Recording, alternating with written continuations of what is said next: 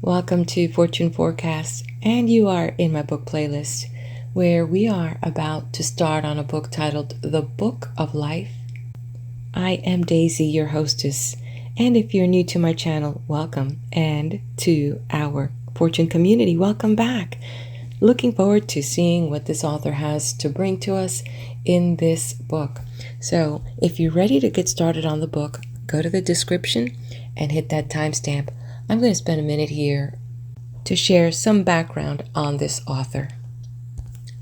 Upton Sinclair was born in September 1878 and died in November 1968 in Brown Brook, New Jersey. He was a prolific American novelist whose involvement with socialism led to a writing assignment about the plight of workers in the meatpacking industry, which resulted in the best-selling novel titled The Jungle in 1906. His vivid descriptions of the cruelty to animals and unsanitary conditions caused a great public outcry and ultimately changed the way people shopped for food. During the economic crisis of the 1930s, Sinclair organized the Epic Socialist Reform Movement that stood for End Poverty in California. Although he was successful at muckraking, he was not so successful in his bids for political office. After running for the candidate office for governor, he wrote out an article titled How I Got Licked in 1935, and he said about this experience, "The American people will take socialism, but they won't take the label. I certainly proved it in the case of Epic. Running on the socialist ticket, I got 60,000 votes, and running on the slogan to end poverty in California, I got 879,000 votes." Well, I personally am not going to go into my political views.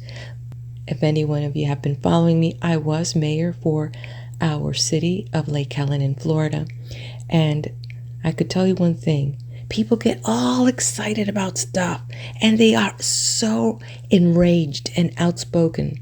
And then when it comes time to put up and put out, you'll see many of them hiding under the mattresses. That's my opinion after being in politics.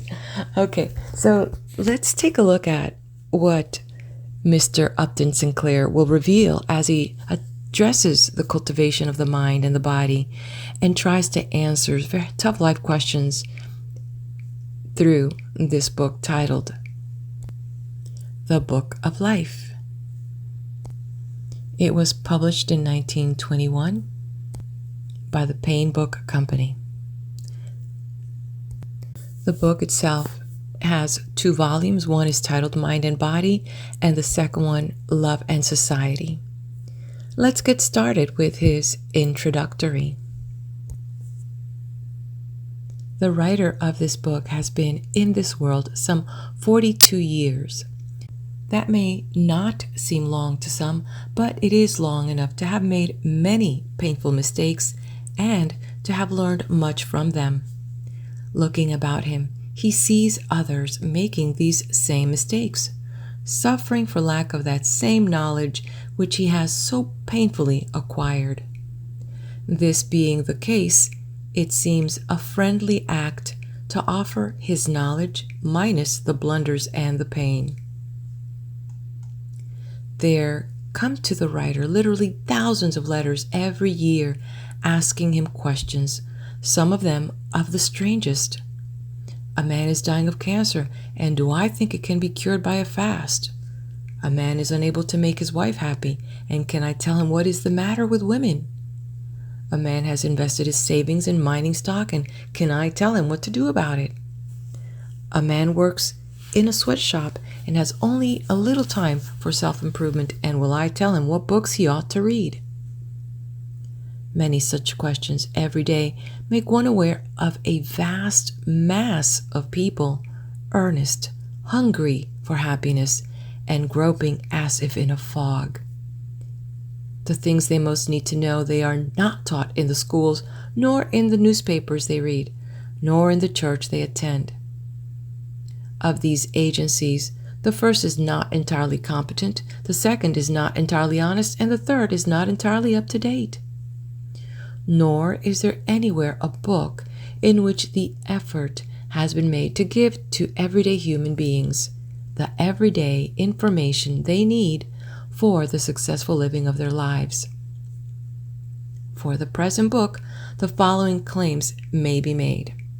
First, it is a modern book. Its writer watches hour by hour the new achievements of the human mind. He reaches out for information about them. He seeks to adjust his own thoughts to them and to test them in his own living. Second, it is, or tries hard to be, a wise book. Its writer is not among those too ardent young radicals to leap to the conclusion that because many old things are stupid and tiresome, therefore everything that is old is to be spurned with contempt, and everything that proclaims itself new is to be taken at its own valuation. Third, it is an honest book. Its writer will not pretend to know what he only guesses, and where it is necessary to guess, he will say so frankly. Finally, it is a kind book. It is not written for its author's glory, nor for his enrichment, but to tell you things that may be useful to you in the brief span of your life. It will attempt to tell you how to live, how to find health and happiness and success, how to work and how to play, how to eat and how to sleep, how to love and to marry and to care for your children, how to deal with your fellow men in business and politics and social life, how to act and how to think, what religion to believe, what art to enjoy, what books to read. A large order, as the boys phrase it. There are several ways for such a book to begin. It might begin with the child, because we all begin that way.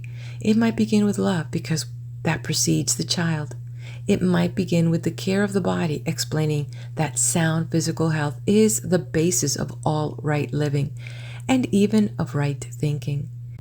It might begin, as most philosophies do, by defining life, discussing its origin and fundamental nature. The trouble with this last plan is that there are a lot of people who have their ideas on life made up in tabloid form. They have creeds and catechisms which they know by heart. And if you suggest to them anything different, they give you a startled look and get out of your way. And then there is another, and in our modern world, a still larger class who say, "Oh shucks, I don't go in for religion and that kind of thing." You offer them something that looks like a sermon, and they turn to the baseball page. Who will read this book of life? There will be, among others, the great American tired businessman. He wrestles with problems and cares all day, and when he sits down to read in the evening, he says, "Make it short and snappy."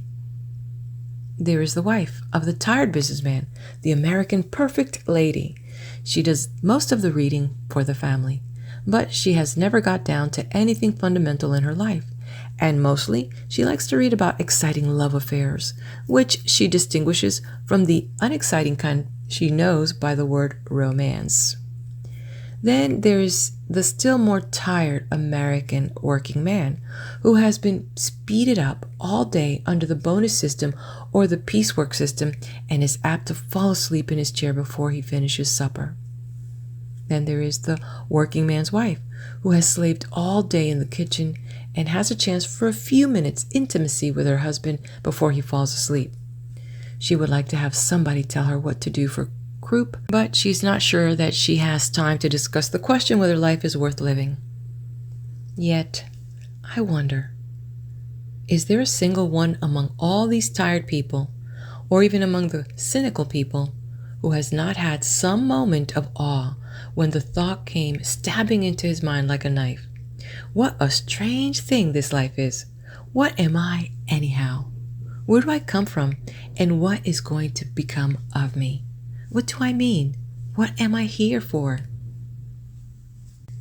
I have sat chatting with 3 hobos by a railroad track, cooking themselves a mulligan in an old can, and heard one of them say, "By God, it's a queer thing, ain't it, mate?" I have sat on the deck of a ship looking out over the midnight ocean and talking with a sailor, and heard him use almost the identical words. It is not only in the classroom and the schools that the minds of men are grappling with the fundamental problems. In fact, it was not from the schools that the new religions and the great moral impulses of humanity took their origin. It was from lonely shepherds sitting on the hillsides, and from fishermen casting their nets, and from carpenters and tailors and shoemakers at their benches. Stop and think a bit, and you will realize it does make a difference what you believe about life, how it comes to be, where it is going, and what is your place in it. Is there a heaven with a God who watches you day and night and knows every thought you think, and will someday take you to eternal bliss if you obey his laws? If you really believe that, you will try to find out about his laws, and you will be comparatively little concerned about the success or failure of your business. Perhaps, on the other hand, you have knocked about in the world and lost your faith. You have been cheated and exploited and have set out to get yours, as the phrase is, to feather your own nest. But some gust of passion seizes you, and you waste your substance, you wreck your life. Then you wonder, who set that trap and baited it? Am I a creature of blind instincts, jealousies and greeds and hates beyond my own control entirely?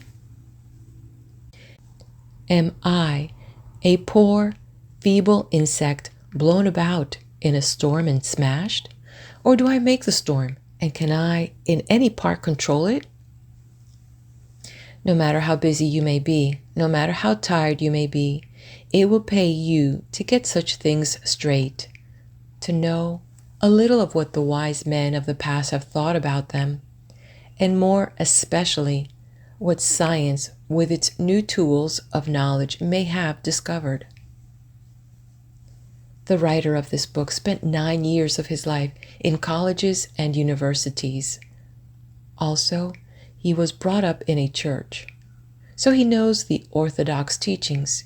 He can say that he has given to the recognized wise men of the world every opportunity to tell him what they know. Then, being dissatisfied, he went to the unrecognized teachers, the enthusiasts and the cranks of 100 schools. Finally, he thought for himself. He was even willing to try experiments upon himself. As a result, he has not found what he claims is ultimate or final truth. But he has what he might describe as a rough working draft, a practical outline, good for everyday purposes.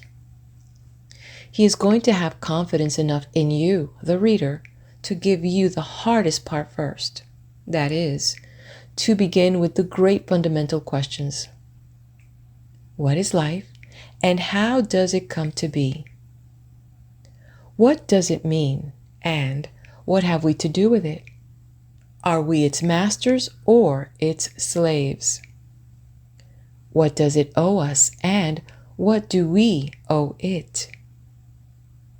Why is it so hard, and do we have to stand in hardness? And can we really know about all these matters? Or will we be only guessing? Can we trust ourselves to think about them, or shall we be safer if we believe what we are told? Shall we be punished if we think wrong? And how shall we be punished? Shall we be rewarded if we think right? And will the pay be worth the trouble? Such questions as these I am going to try to answer in the simplest language possible. I would avoid long words altogether if I could, but some of these long words mean certain definite things, and there are no other words to serve the purpose. You do not refuse to engage in the automobile business because the carburetor and the differential are words of 4 syllables. Neither should you refuse to get yourself straight with the universe because it is too much trouble to go to the dictionary and learn that the word phenomenon means something else than the little boy who can play the piano or do long division in his head. End of introductory. Moving on to part 1, the Book of the Mind, Chapter 1, The Nature of Life. Attempts to show what we know about life, to set the bounds of real truth as distinguished from phrases and self-deception. If I could, I would begin this book by telling you what life is. But unfortunately, I do not know what life is. The only consolation I can find is in the fact that nobody else knows either. We ask the churches, and they tell us that male and female created he them, and put them in the Garden of Eden, and they would have been happy had not Satan tempted them. But then you ask, who made Satan? And the explanation grows vague. You ask, if God made Satan and knew what Satan was going to do, is it not the same as if God did it himself? So this explanation of the origin of evil gets you no further than the Hindu picture of the world resting on the back of a tortoise and the tortoise on the head of a snake, and nothing said as to what the snake rests on. Let us go to the scientist. I know a certain physiologist, perhaps the greatest in the world, and his eager face rises before me, and I hear his quick, impetuous voice declaring that he knows what life is. He has told it in several big volumes, and all I have to do is to read them. Life is a tropism, caused by the presence of certain combinations of chemicals. My friend knows this because he has produced the thing in his test tubes. He is an exponent of a way of thought called monism, which finds the ultimate source of being in forms of energy manifesting themselves as matter. He shows how all living things arise from that and sink back into it. But question this scientist more closely. What is this matter that you are so sure of? How do you know it? Obviously through sensations. You never know matter itself. You only know its effects upon you, and you assume that the matter must be there to cause the sensation. In other words, matter, which seems so real, turns out to be merely a permanent possibility of sensation. And suppose there were to be sensations caused, for example, by a sportive demon who liked to make fun of eminent physiologists, then there might be the appearance of matter and nothing else. In other words, there might be mind and various states of mind. So we discover that the materialist, in the philosophic sense, is making just as large an act of faith, is pronouncing just as bold a dogma as any priest of any religion. This is an old-time topic of disputation. Before Mother Eddy, there was Bishop Burkeurley, and before Burkeurley, there was Plato, and they and the materialists disputed until their hearers cried in despair, "What is mind? No matter. What is matter? Never mind." But a century or two ago, in a town of Prussia, there lived a little, dried-up professor of philosophy, who sat himself down in his room and fixed his eyes on a church steeple outside the window, and for years on end devoted himself to examining the tools of thought with which the human mind is provided, and deciding just what work and how much of it they are fitted to do. So came the proof that our minds are incapable of reaching to or dealing with any ultimate reality whatever, but can comprehend only phenomena, that is to say, appearances, and their relations one with another. The Königsberg professor proved this once for all time, setting forth 4 propositions about ultimate reality, and proving them by exact and irrefutable logic, and then proving by equally exact and irrefutable logic their precise opposites and contraries. Anybody who has read and comprehended the 4 antinomies of Immanuel Kant knows that metaphysics is a dead a subject as astrology, and that all the complicated theories which the philosophers from Heraclitus to Arthur Balfour have spun like spiders out of their inner consciousness have no more relation to reality than the intricacies of the game of chess. The writer is sorry to make this statement because he spent a lot of time reading these philosophers and acquainting himself with their subtle theories. He learned a whole language of long words, and even the special meanings which each philosopher or school of philosophers give to them. When he had got through, he had learned, so far as metaphysics is concerned, absolutely nothing, and had merely the job of clearing out of his mind great masses of verbal cobwebs. It was not even good intellectual training. The metaphysical method of thought is a trap.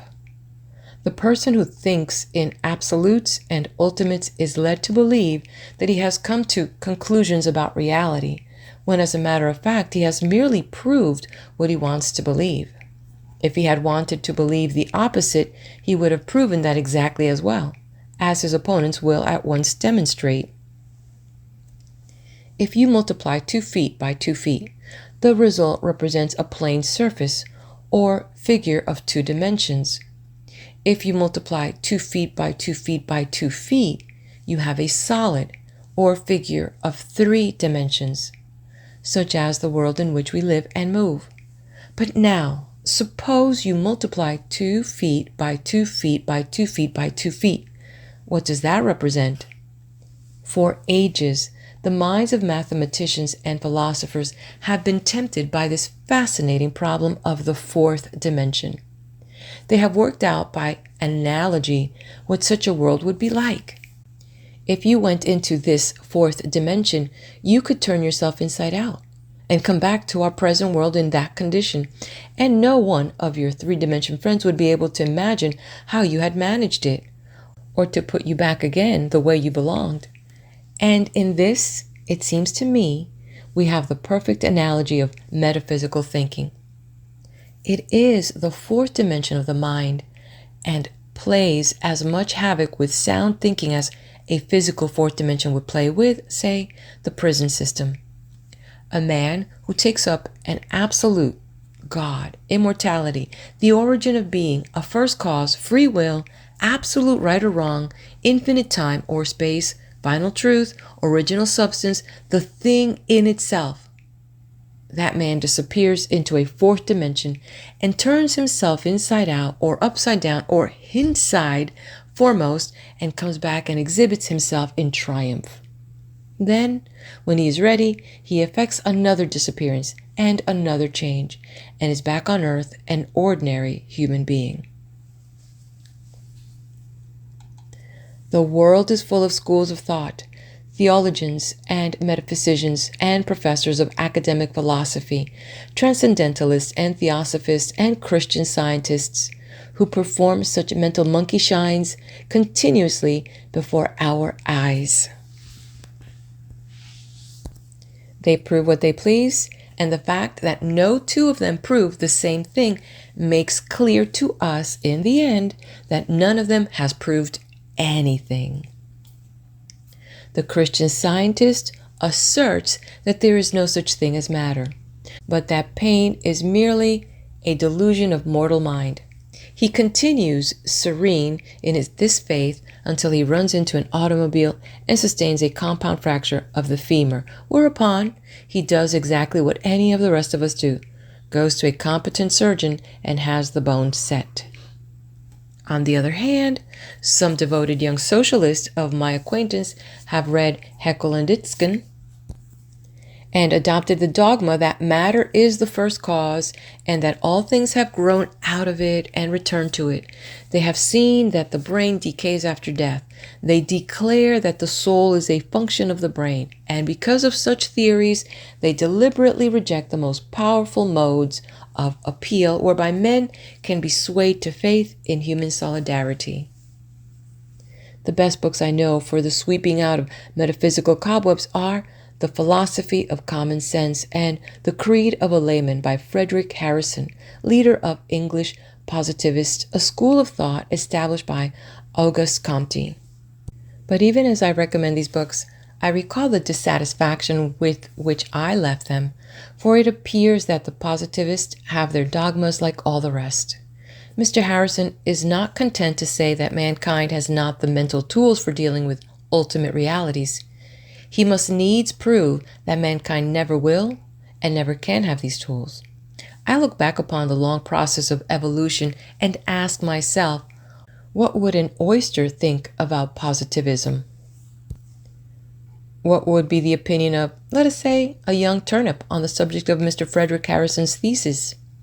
It may well be that the difference between a turnip and Mr. Harrison is not so great as will the difference between Mr. Harrison and that super race which someday takes possession of the earth and of all the universe. It does not seem to me good science or good sense to dogmatize about what this race will know or what will be its tools of thought. What does seem to me good science and good sense is to take the tools which we now possess and use them to their utmost capacity. What is it that we know about life? We know a seemingly endless stream of sensations which manifest themselves in certain ways and seem to inhere in what we call things and beings. We observe incessant change in all these phenomena, and we examine these changes and discover their ways. The ways seem to be invariable, so completely so that for practical purposes we assume them to be invariable and base all our calculations and actions upon this assumption.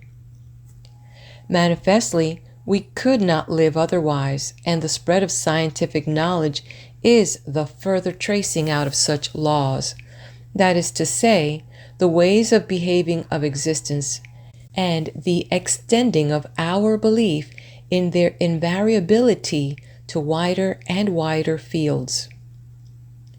Once upon a time we were told that the wind bloweth where it listeth, but now we are quite certain that there are causes for the blowing of the wind, and when our researches have been carried far enough, we shall be able to account for and to predict every smallest breath of air. Once we were told that dreams came from a supernatural world, but now we are beginning to analyze dreams and to explain what they come from and what they mean. Perhaps we still find human nature a bewildering and unaccountable thing, but someday we shall know enough of man's body and his mind, his past and his present, to be able to explain human nature and to produce it at will, precisely as today we produce certain reactions in our test tubes, and do it so invariably that the most cautious financier will invest tens of millions of dollars in a process and never once reflect that he is putting too much trust in the permanence of nature. In many departments of thought, great specialists are now working, experimenting, and observing by the methods of science.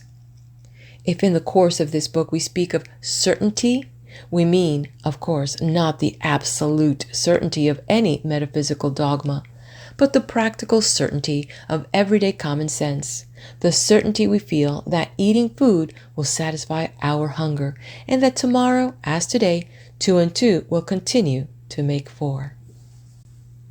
End of chapter 1. All right, if you haven't done so yet, hit that like button, subscribe to the channel, and I'll meet you at the next video with chapter 2.